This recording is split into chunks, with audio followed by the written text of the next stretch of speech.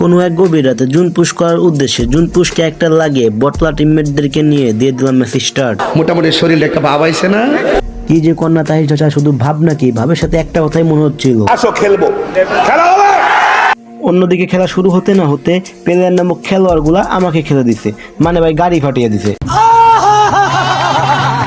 তো তারপর সেখান থেকে কোনো রকম ভেগে আসে, যখনই একটু সামনে আসি তখনই দেখি আমার টিমমেট দুইটাই চলে গেছে। তো তারপর তাদের দুজনকে রিভাইভ দিয়ে জুনে আসতে না আসতে দেখি তারা দুইটা আবার চলে গেছে।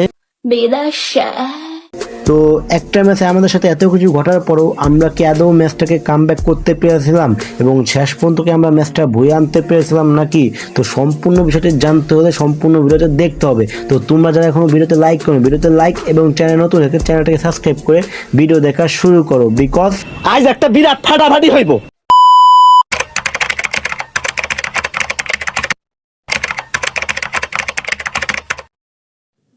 তো হে ভাই ভাইদের কি অবস্থা তোমাদের? আশা করি তোমরা সকলে অনেক অনেক ভালো আছো।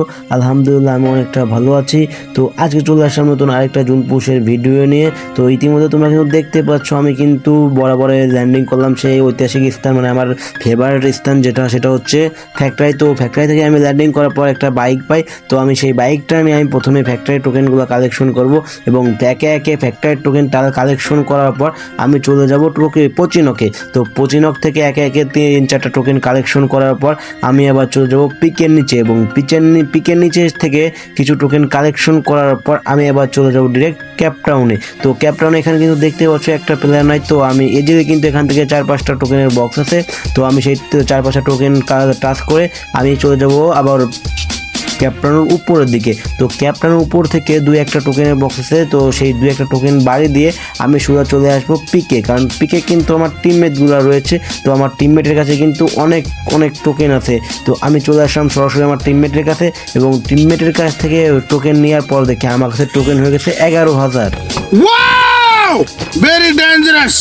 তো মোটামুটি 11,000 টোকেন নিয়ে আমি যাচ্ছিলাম ফ্যাক্টরির দিকে। তো এখানে আসতে না আসতে দেখি সামনে একটা প্লেয়ার। তো সে আমাকে মোটামুটি অনেক ড্যামেজ দেয় ভিথাসিসটা, কিন্তু অবশেষে সে কিন্তু দেখতে পাচ্ছ হয়তো আমাকে একটা হেডশট মারা, যাতে আমার কিন্তু হিলটা চলে যাচ্ছে মাত্র 10-এর উপরে।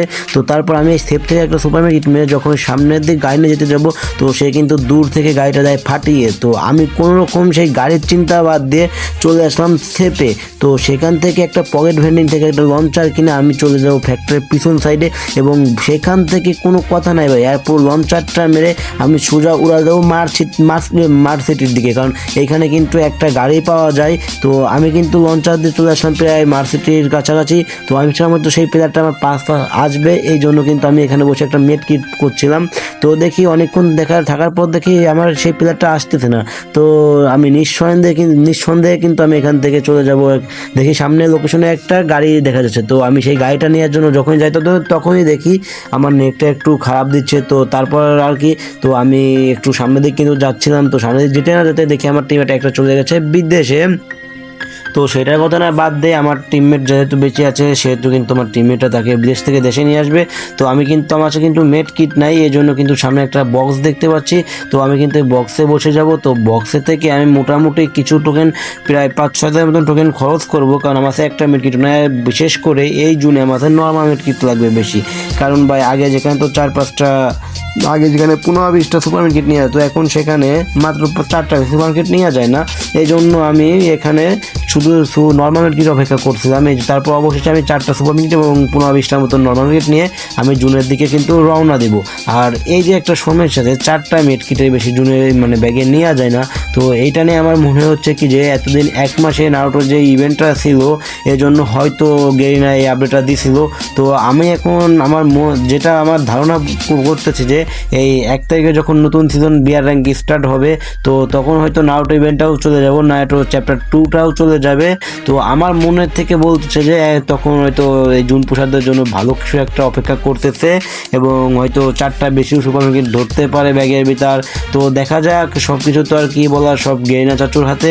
তো এই নিয়ে আমাদের কিছু বলার নাই। তো এখানে আসতে না আসতেই দেখো আমার উপরে কিন্তু টিম এনিমি নামক খেলোয়াড়গুলো কী পরিমাণ নির্যাতন করছে, যে আমার গাড়িটা পুরো হিল একেবারে অর্ধেক করে ফেলছে। তো আমি এখানে চলে আসলাম এক ফ্যাক্টরিতে চলে আসলাম এবং কী করি কোলবক্টারে আসার পর আমি এখান থেকে একটা গাড়ি পাই। তো সেই গাড়িটা নিয়ে আমি কিন্তু চলে যাবো জুনের ভিতরে। তো জুনের ভিতরে যাতে না দেখে একটা টিমমেট কিন্তু ডাউন হয়ে গেছে। তো সেই টিমমেটটা ডাউন হয়েছে সেটা কোনো কথা না, আমার টিমমেট আছে, সে যদি রিভাইভ না দেয় আমি তো আছি। তো টিমমেটের বসা করতে না করতে কিন্তু দেখো আর একটা টিমমেট কিন্তু চলে গেছে বিদেশে। এদিক থেকে কিন্তু আমার নেটটাও কিন্তু প্রচুর পরিমাণ খারাপ দিচ্ছে, কারণ আমি কিন্তু ভাই বাসায় ওয়াইফাই নাই, যেই কারণে কিন্তু সিমেই গেম খেলা লাগে।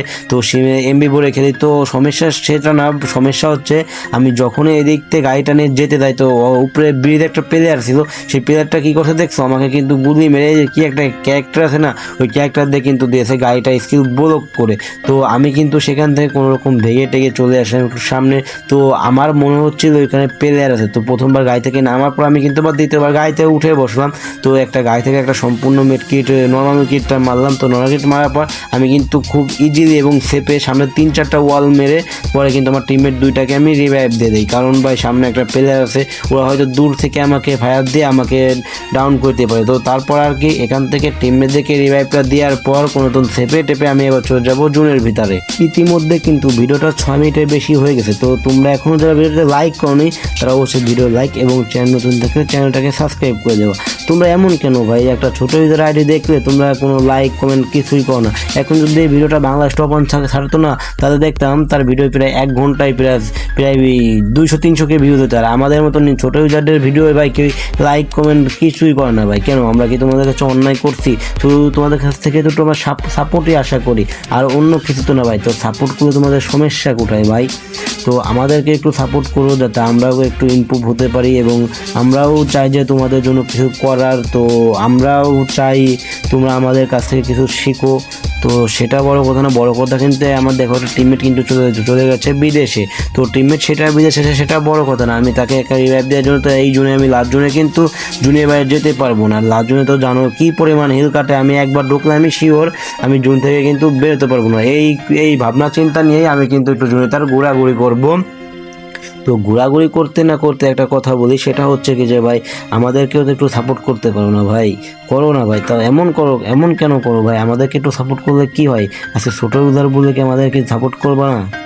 তো সেটা বড় কথা না। দেখি টাওয়ারে কিন্তু একটা প্লেয়ার রয়েছে। তো প্লেয়ারটা কিন্তু আমার টিমমেটের উপরে অনেকটা নির্যাতন চালায়। তো আমি এখান থেকে একটু নেমে একটা গ্লোবাল মেরে দিই। তো গ্লোবাল মারার পর দেখি আমার টিমমেট সেই টাওয়ারের প্লেয়ার আমার টিমমেট আরেকটা করে দেয় ডাউন। তো তারপর আর কি দুইটা যেহেতু মরছে তাদেরকে রিভাইভ দেওয়ার জন্য আমি কিন্তু জীবনটাকে বাজি রেখে চলে যাবো লাস্ট জুনের রিভাইভ দেওয়ার জন্য। তো আমি জানি আমি জুন থেকে বেরোতে পারবো না, তোমরা দেখতেই পাচ্ছ কিন্তু আমার রিল ইতিমধ্যে কত কিন্তু কাউন্টডাউন হচ্ছে।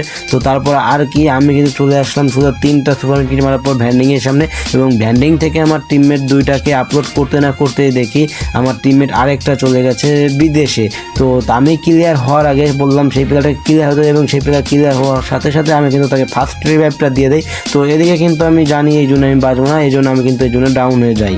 তো আজকের ভিডিওটা এই পর্যন্তই ছিল। তো তোমরা যারা সম্পূর্ণ ভিডিওটা দেখেছো তারা অবশ্যই ভিডিওতে একটা কমেন্ট এবং চ্যানেল নতুন থেকে চ্যানেলটাকে সাবস্ক্রাইব করে দিবা, আর পাশে থাকা বেল আইকন বাটনটি প্রেস করে দিবা যাতে আমাদের নতুন ভিডিও সাথে তোমরা ভিডিওটি পেয়ে যাও। তো আজকের মতন এই পর্যন্ত, দেখা হচ্ছে নতুন কোনো ভিডিওতে। ততক্ষণ তোমরা সকলে ভালো থাকবা, সুস্থ থাকবা। বাই বাই, আল্লাহ হাফেজ।